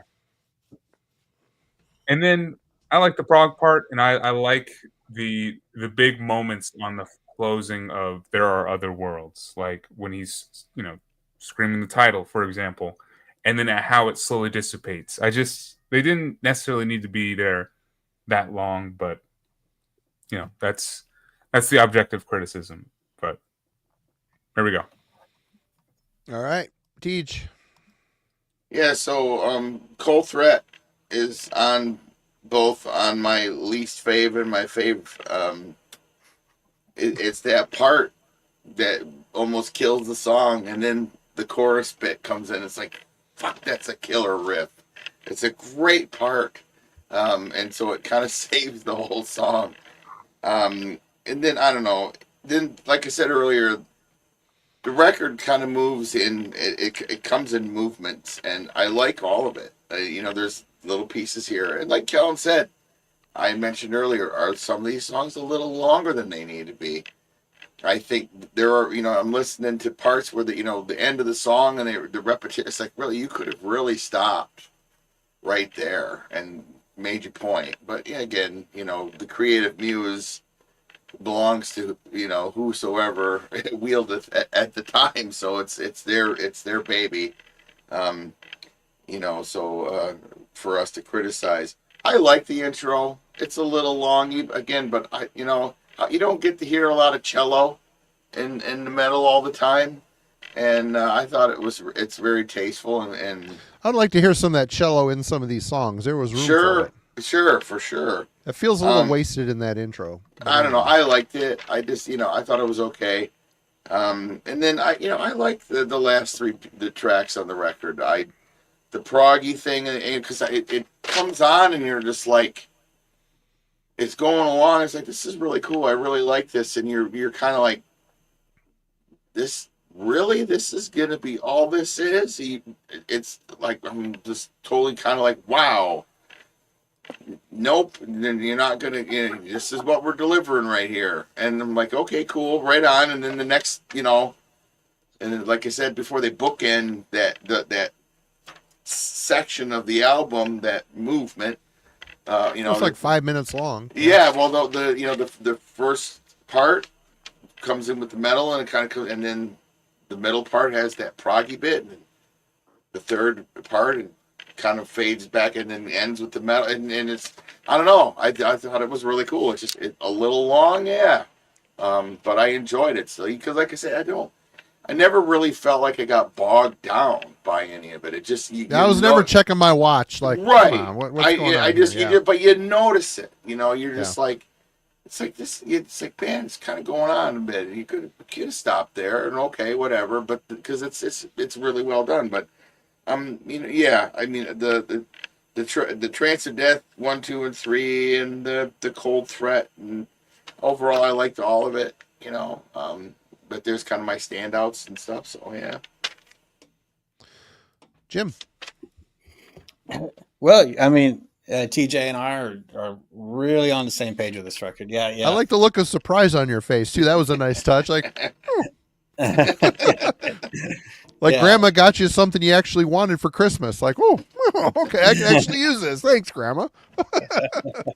Yep. Yeah, same. I already mentioned in Cold Thread, I put the question mark because I was like, what is this? I hate this part. And then after that, like, same as TJ, it's super, one of the best riffs on the whole album comes after it. So you're like, well, okay, you know, Right. it kind of saves it. Apology accepted. Exactly. And also, like TJ, I'm a sucker for cello, so I don't mind the length of the intro. Love merging Nebular Drapes. That song's perfect. I think that's emblematic of Venenum at their best. That, you know, the prog infusion in the latter half of the song, I think, is tasteful and well done. It doesn't, like, you know, detract from the intensity of the song overall, and the riffing on that's really great. I love the rolling double bass with the verses. It's you know, it's perfect balance with the vocals. It's really powerful. Nature of the Ground, it's really cool as well. The quiet moment of 315 is followed by a build up right after that. There's a weird sample near the end of that song. It's kind of strange, but you know, it makes it unique. First Triumph of Death, I like the Reflections. That's the one I think has a tinge of Bolzer going on there. Yeah, it's lots of reverb. You can really hear the reverb a lot on that song, on the guitars. But again, cool. Trance of Death Part 2, I've already alluded to it. This one's a throwaway track for me. I don't. It's just, it's too much, man. Like like TJ said. Yep. Nope. You know, it's kind of, it's, you know, it's kind of the same. Like I said, not on this record, just hearing it, like, I like it. It's like, hey, this is cool, chill proggy stuff, whatever. But it really broke up the flow of the record for me. You know what I mean? Because there's just no metal in it at all, and I was just like, what's happening here? It's almost like a different band suddenly just has a track on the album. So luckily they right the ship for the closer. You know, Trance of Death Part 3. There are other worlds. Back to the metal. There's a strong line of melodicism in there. The riffs are interesting, and then you know, a slow, powerful riff kind of carries it out and everything. So, yeah, you know, for me, it's Emerging Nebula Drapes, and probably Trance of Death Part 1 that are my favorites. Least favorite by far is definitely track 6, and yeah, that's it. Colin, you went, right? Yeah. All right. Well, for me, entrance is too long. That was the one time I'm checking okay, we get it. Something different's coming up here. And when you get to Merging Nebular Drapes, I mean, the name rightly says it all. I think it's a perfect name for this track. A lot of musical ground covered on this one. A lot of spaciousness in this one. Memorable death metal songs. Song ideas seamlessly flow together before launching into space with colorful and lengthy music breaks. I like the clean guitar lines in it. Dripping, the guitar lines are dripping with reverb on this one. There's a piano in this. There's almost a hypnotic quality to the journey. And even though the track clocks in at 8:50, as I mentioned, this is the one that the movement of the track and the overall feeling of being adrift makes the song feel a lot shorter. That's just a sign of a well-written song in my book. Nature of Ground is my favorite song on the album. I really like the savage opening with thrashy and apocalyptic riff ideas.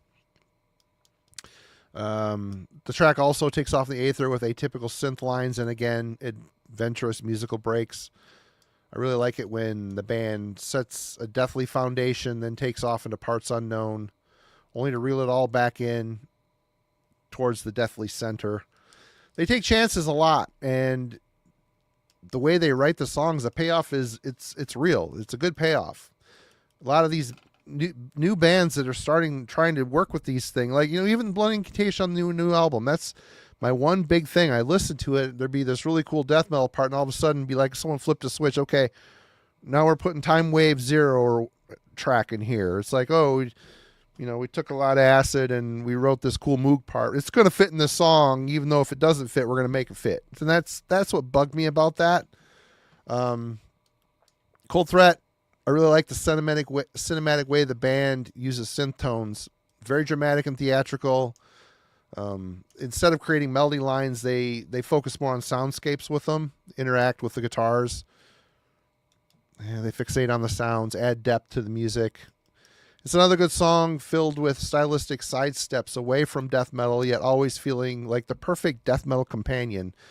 If you're going to do prog and shit, make it work. That's all I ask. You know, like Tomb Mold. All of a sudden, cool ripping death metal, all of a sudden there's this prog thing that's in there, and it's like, okay, yeah, you're a good prog band too. Make them fit together. I don't know. I was never really convinced with all that stuff. Then the Trance of Death trilogy there. Again, the part 2. Everybody here is kind of like flipping their finger off at the the prog stuff on this, and I really like the Hammond organ on it. I've always loved that warm, meaty tone of a Hammond organ. There's very little distortion in the guitars, but as a very predominant bass line, but as the song goes on, there's more layers that are added, and the intensity builds. It's like they're building towards the metal rebirth of the last track.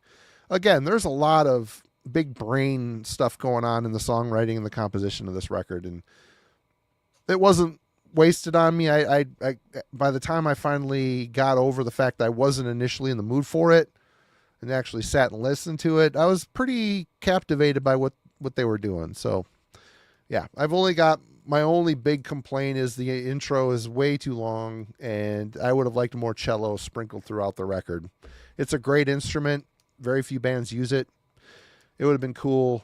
You know, you got all these bands wanting to say, oh, let's play a saxophone. And pull out a cello. Judgment, final thoughts. Jim.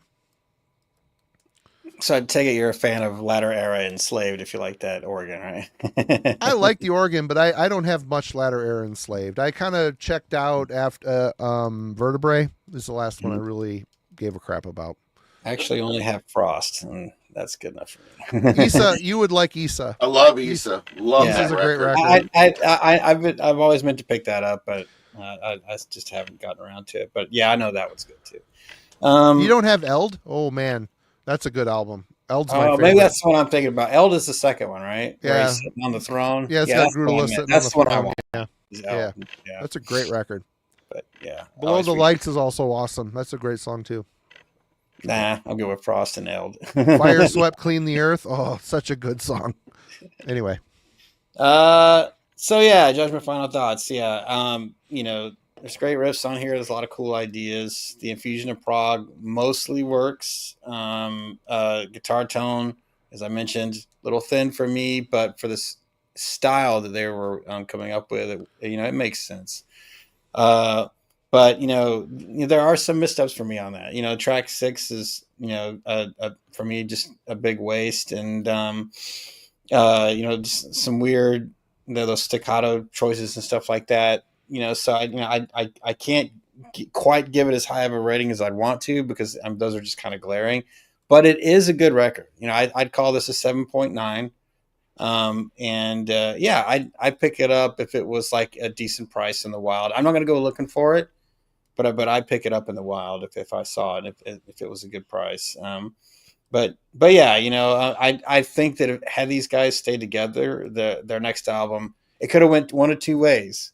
They could have leaned more into the prog, and which I bet that's what happened. I bet you. Most of the time, bands, when they get like this, that's what they do. They go more into it, not less. Look how arty we are. We can do more. Yeah. Exactly. Yeah. And I think that's what, I even said that in chat. I think that's what Blood and Contagion, Tomb Mold, and Horrendous have done. They just keep leaning more and more into it. Where for me, Horrendous, it's the Chills. Where for me, Tomb Mold, it's their first 2 records. And Blood and Contagion, it's Star Spawn, and the one right after that. I just can't remember the name of it right now, but History of the Human Race. Secret History of the Human Race. Yeah. So, but I digress. Maybe they would have went different and leaned more into the heavy, or at least turned up the distortion a little bit. Yeah. So yeah, it's a 7.9 for me. All right, Kellen. Yeah. If you are someone who has enjoyed the more progressive elements of newer death metal bands appearing today, this is going to be 100% your thing.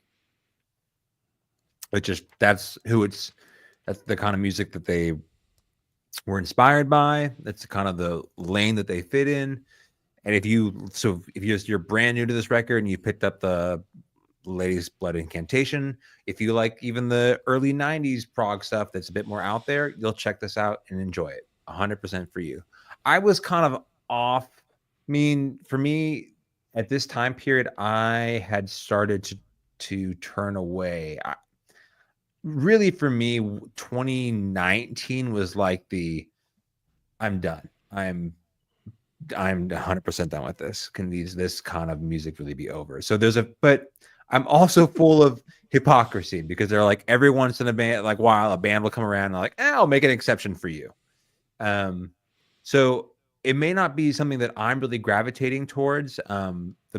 Many of the records that we've already talked about tonight in the chat are what I will pull off the shelf in terms of like bands from this generation that were appearing. But I think there's a lot of death metal fans out there who will appreciate this. And because they just had really a single full length, it probably is not talked about very often. So if this kind of stuff is that we've sort of been circling all night long speaks to you and you have not heard this record, you'll absolutely enjoy it. DJ. Yeah, I love prog music from a lot of different bands. Rush is one of my top 5 favorite bands of all time. Well, you love Jethro Tull too. I love very early Jethro Tull. The first 5-6 records. Thick as a Brick, one of my favorite records of all time. And so this stuff and these guys, and I agree. Like the Blood Incantation and stuff. I've been listening to that, trying to figure. And it's like I like it better than I initially did, but it's still we're gonna make this work no matter what. And these guys here, they're doing a better job. They're doing a better job than that with this. There's some bumps in the road along the way, but I think they deliver a product that's a lot more thoughtful and not as just like Marty said. Our drugs told us that this was cool, and so we just did it. So we bought the sunglasses and bent the knee to the drugs. And it's like, whatever, ambitious, cool, but needs work, But this, could have, in another record by them, could have went either way. Who knows, Maybe that's why they didn't put on another one, because they couldn't see eye to eye. But I think this record's a 7.5. I would definitely buy it in the wild. If I got in a shopping spree one night, I might even order it. If I found it on eBay or something cheap enough. It's definitely cool. And I would again, if you're talking, proggy death metal, these guys definitely are there for sure. So All right. Well, for me, Logan will hit you last since you picked it. Again, I come a long way from checking this out on Friday and going, oh, here we go. More, good, but whatever death metal. But no, it's not. This is an album with a lot more substance to it, and it's been a constant grower. I mean, is it, my 4th listen? Am I picking up my phone and looking for it to buy it? I'm not. But again, if I saw it in the wild at a good price, I'd probably pick it up, because this isn't a style I listen to a lot, but it's really, really good. And it's music outside of, I think, the scene norms, what's going on right now. Yeah, there's a contingent of bands that are leaning into the prog, but I feel that Venenum really kind of took a more palatable approach to it from my perspective. It just kind of happens, how they sidestep the death metal and seamlessly flow into this prog thing and then bring it back around into the death metal without too many really harsh transitions. Like I said, there's like 3 on this record. It's like, ooh, harsh transition. But for the most part, it's a really smooth, well-written, composed record. I think technically the songwriting, I would give this an 8.5. I think re-listenability for me is probably a 7.5, which I don't know what that even means or how I even came up with that. But if someone was playing it, I would be psyched. But this is one of those records that you need to sit down and kind of just be a part of. And often in my day-to-day life, the way things are, I'm not packing a lot of time for real cerebral records. You know what I mean? Which might be a shitty, lame thing to say, but kind of true. Kind of true. Logan. Marty, I say we take the average of that. It's an 8. You gave It's it an 8. Well, I'm Yep. fine. Just putting an 8 out there. That's 100%. This album's worth an 8. 100%. I'll take one. Good pick. So, yeah, I think this album, for me at least, it stands head and shoulders above the revival death metal of the era and up to the current day, because Venenum weren't trying to emulate any one band in particular, and I didn't think they were trying to copy a certain album. I haven't listened to Formulas of Death in a long time, so I'm gonna have to listen to that tomorrow and see just how similar it sounds. But I thought, to me, this is unique from 2017 and from this era of death metal, but they still wrote an album which I would consider death metal at its core. Like, they go off into these weird tangents, but outside of that one section in the title track, they always veer it back and keep it old school, to me, European sounding death metal, and very riff driven while still going on these interesting tangents. And it's just really cool to take part and be able to listen to it. And I know for me, when I first heard it, it was exciting, and to this day, it still packs this excitement for me. I think this is definitely a nostalgic album, and takes me back to that era where I was still very much excited about death metal. And it's funny, I'm only talking about 8 years ago, but I think the scene has changed since then. And that's what I was trying to get at with my question, is like, how is the scene now different from what it was even back, end of the 2010s? Because I think it's different. I think the fact that this album sounds the way it does is a testament to that. Like, I think if a band like Bedsore released what they did back in the late 2010s, it wouldn't be death metal. We wouldn't call it death metal. So not that I'm trying to pick a fight with Bedsore. I did like that album.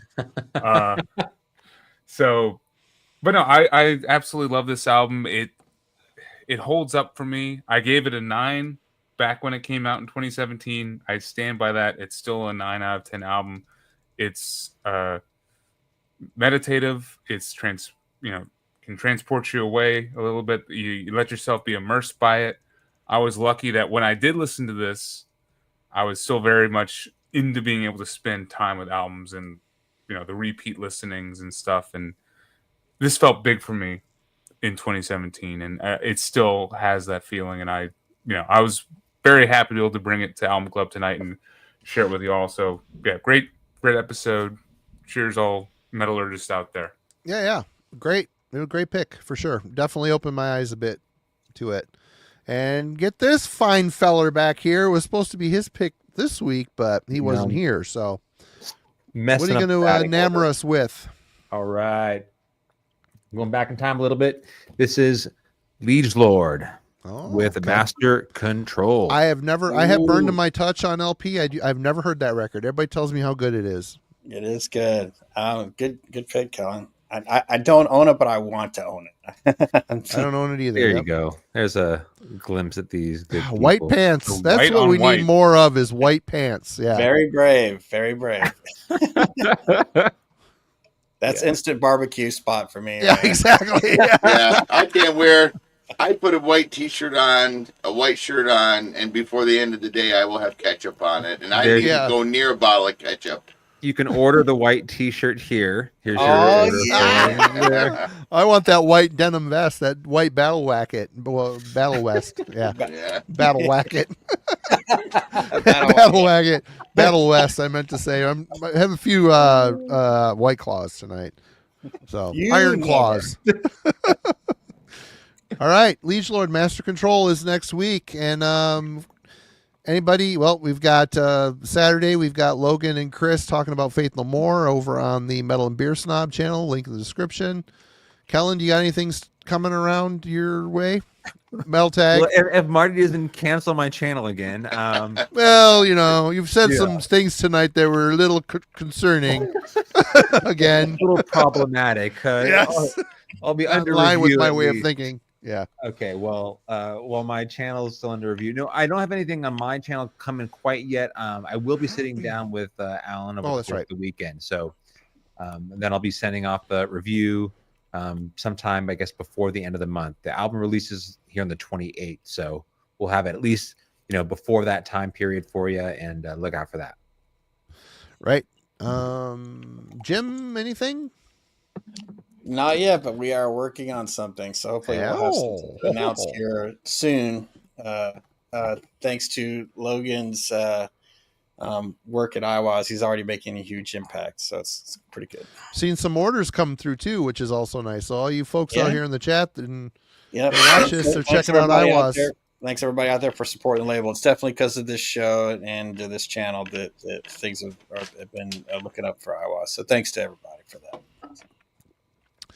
Awesome. Show notes for Heavy Metallurgy. We have nothing for Friday yet. We'll get it figured out. Don't worry. We'll be here. Monday, there is a review for Mean Mistreater from Alan. Come check that out. And, of course, we end the evening with some words of wisdom, some sage words of wisdom from the infected one. Quote of the week. When you feel you've let go and that you need to do more with your life, just lay down until the feeling goes away. Good night. Cheers, everyone. See you Friday.